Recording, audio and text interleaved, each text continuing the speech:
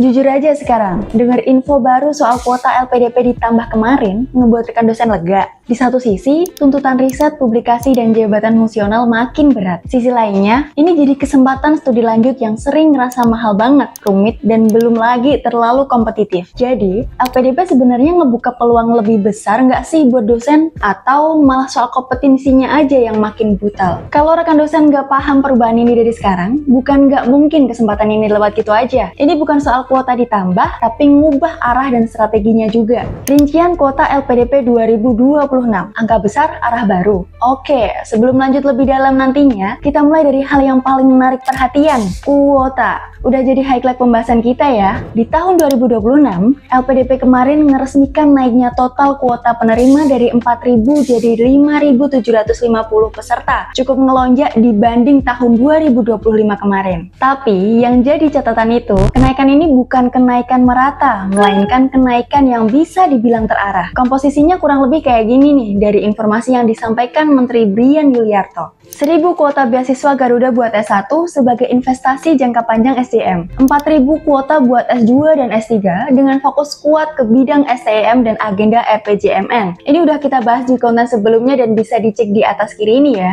750 kuota buat dokter spesialis dan subspesialis, dan ini bisa menjadi penopang krisis SDM kesehatan nasional contohnya. Nah, yang menarik lagi nih, buat rekan dosen itu penambahan signifikan kuota S3, khususnya buat pemegang NIDN dengan batas usia yang diperluas sampai 47 tahun. Ini udah bukan lagi soal kebijakan kecil, tapi jadi sinyal kuat kalau negara sadar banyak dosen produktif terhambat usia di skema lama. Setuju? Lewat program Doktor Dosen Indonesia atau PDDI, ditargetin lebih dari 1.000 dosen aktif PDDikti bisa banget melanjutin studi doktoral, mau itu dalam atau luar negeri. Lumayan kan? Dan cukup ngebantu banget. Dari sisi lokasi studi, nantinya bakal dialokasikan sesuai strategi, kayak 70% diarahkan ke luar negeri, khususnya Universitas Top 200 QS, 30%-nya di dalam negeri ke PTN unggulan yang dinilai mampu membuat percepat output doktoral. Artinya, LPDP 2026 bukan lagi soal ngebiayain studi, tapi juga mengorkestrasi percepatan SDM menuju Indonesia Emas 2045.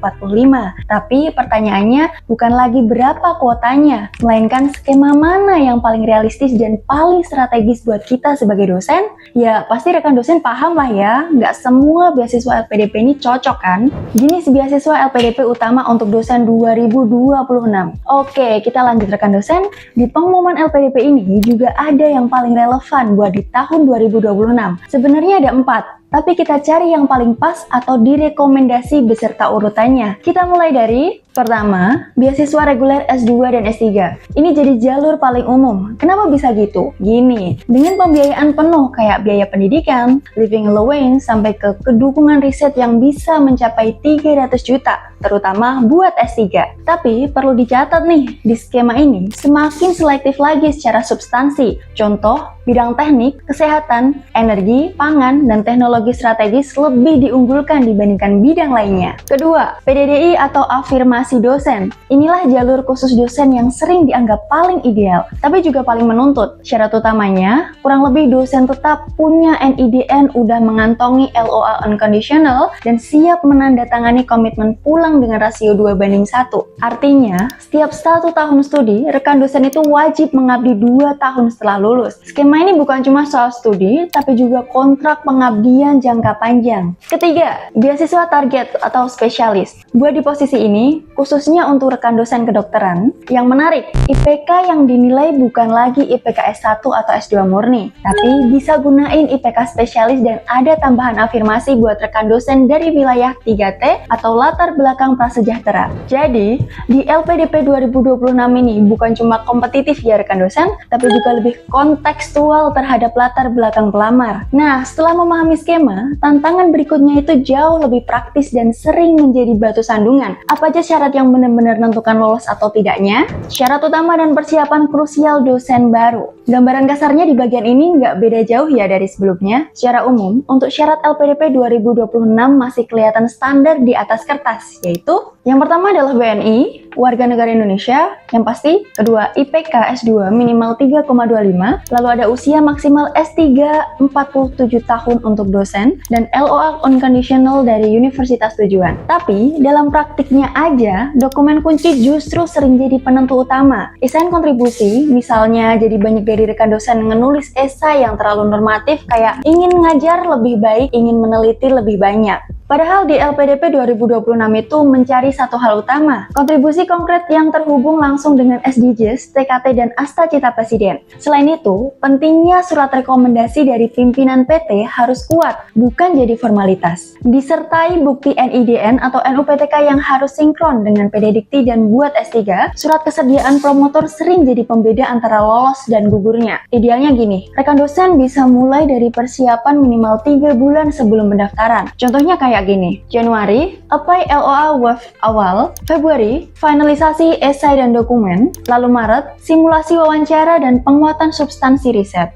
Perlu diingat ya rekan dosen kalau LPDP bukan cuma tes akademik, tapi tes visi hidup dan komitmen terhadap karir. Tapi kalau semua syarat sudah terpenuhi, satu fakta nggak bisa dihindari, ini bisa jadi ajang persiapan yang benar-benar harus matang. LPDP buat dosen di tahun 2026 bukan jalan yang mudah ya. Di sini juga kita perlu bicara jujur soal tantangan nyatanya. Tantangan nyata LPDP dosen 2026.